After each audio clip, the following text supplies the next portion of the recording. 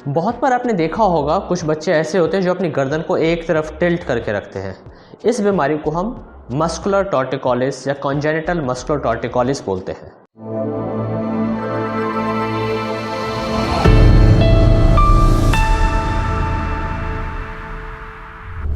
मैं डॉक्टर सोमेश विरमानी हूँ।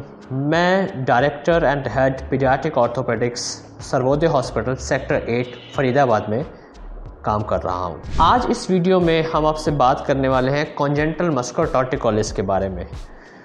इसमें फर्स्ट ऑफ ऑल होता क्या है इस बारे में बात करेंगे। सेकंड, इसकी वजह क्या है। थर्ड, इसमें पेरेंट्स को क्या ध्यान रखना है। और फाइनली इसका ट्रीटमेंट क्या है और इसके रिजल्ट्स कैसे हैं। फर्स्ट ऑफ ऑल इसमें होता क्या है। इसमें होता क्या है कि बच्चा, कई वजह होती हैं, बच्चा अपनी गर्दन को एक तरफ टिल्ट करके रखता है। जो मोस्ट कॉमन वजह पर्टिकुलरली न्यूबॉर्न यानी कि नियोनेट्स में पैदा हो डिलीवरी के एकदम बाद जिन बच्चों में आती है वो होती है कि यहाँ एक मांसपेशी होती है जो हमारी कान के पीछे यहाँ मेस्टॉइड से लेके नीचे इस हड्डी तक आती है। उसका नाम स्टर्नोक्लीडोमेस्टॉइड है। उस मसल में किसी वजह से थोड़ी ब्लीडिंग या थोड़ी इंजरी होती है और फिर वो मसल शॉर्ट हो जाती है। ऐसे बच्चों में शुरू में इस रीजन में कई बार एक छोटी सी गांठ भी महसूस होती है और उस गांठ का साइज शुरू के कुछ हफ्तों में बढ़ता है धीरे धीरे।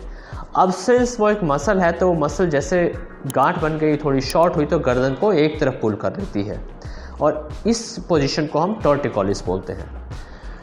अब इसमें करना क्या है। फर्स्ट ऑफ ऑल हमें रूल आउट करना है कि यही वजह है, तो आप अपने डॉक्टर, पीडियाट्रिक ऑर्थोपेडिक सर्जन या अपने पीडियाट्रिशियन से कंसल्ट करें जो एग्जामिन करेंगे।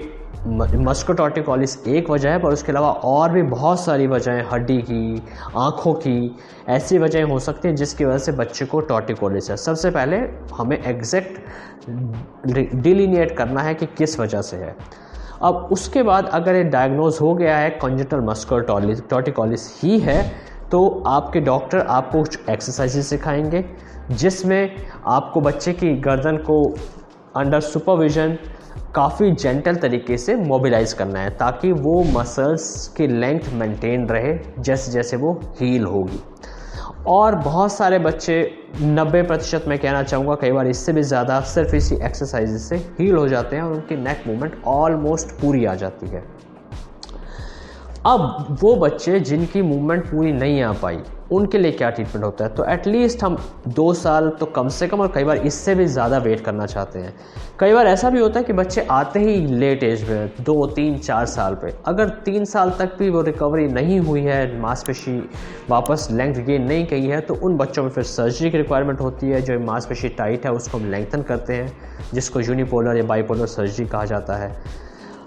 रिज़ल्ट वाइज इसके काफ़ी अच्छे रिजल्ट्स हैं, ऑल्दो उसके बाद थोड़ी सी थेरेपी चाहिए होती है, बट अगर वही रूट कॉज था तो that can be easily managed with this procedure. Congenital muscular torticollis के बच्चे के लिए कुछ चीज़ें बहुत इम्पॉर्टेंट है हमें देखना, क्योंकि मस्कुलर टॉर्टिकोलिस कई बार कुछ और गंभीर बीमारियों के साथ भी एसोसिएटेड होता है, जैसे हिप का डिसलोकेशन। तो इसलिए बहुत इम्पॉर्टेंट है कि आपके बच्चे को एक प्रॉपर एग्जामिनेशन हो और जो भी इन्वेस्टिगेशंस रिक्वायर्ड हैं अल्ट्रासाउंड हिप की या एक्सरे हिप का वो भी किया जाए। बिकॉज अगर हम हिप का डिसलोकेशन जल्दी एज पे डिटेक्ट कर पाएँ तो उसका इलाज काफ़ी आसान होता है। बल्कि कई बार मैं ये कहूँगा कि ये जो हल्का टेढ़ापन है नेक का हमारे लिए यूज़फुल साबित होता है, ये एक हिप की प्रॉब्लम को जल्दी डिटेक्ट करने में। अगर आप किसी ऐसे बच्चों को जानते हैं जिसको ये प्रॉब्लम है या ऐसे किसी को रिक्वायरमेंट है तो आप ये वीडियो उनके पेरेंट्स के साथ शेयर कर सकते हैं। एंड मोर ओवर हम बच्चों की health, bone and joint health यानी पीडियाट्रिक ऑर्थोपेडिक्स से रिलेटेड वीडियोस बनाकर रेगुलरली इस चैनल पे डाल रहे हैं, तो आप ये चैनल भी उनको शेयर कर सकते हैं और फॉरवर्ड कर सकते हैं। Thank you.